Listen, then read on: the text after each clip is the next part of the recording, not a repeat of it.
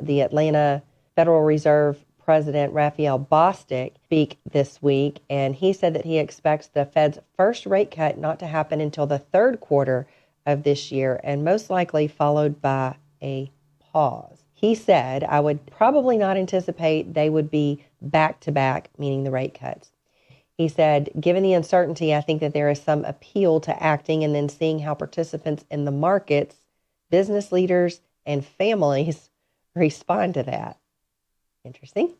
He wants to continue tapering at the current pace. So tapering refers to quantitative tightening or quantitative easing, where the Fed tries to either inject money into the economy or take money out of the economy by what they're doing on their balance sheet. So when the government wants to borrow money, Fed will buy the debt and put that onto their balance sheet, basically.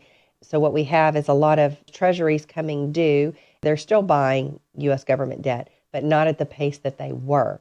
So their stated goal is to let more of those treasuries mature and roll off of their balance sheet than they're putting on their balance sheet.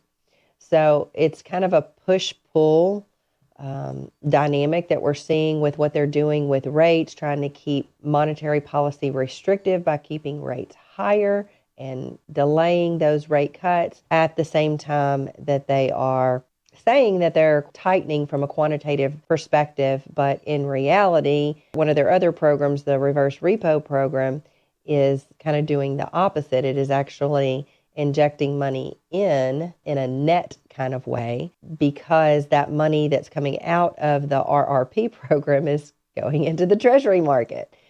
So it's a little bit of a push-pull. It's a really complicated process that is a little bit hard to see all the way through.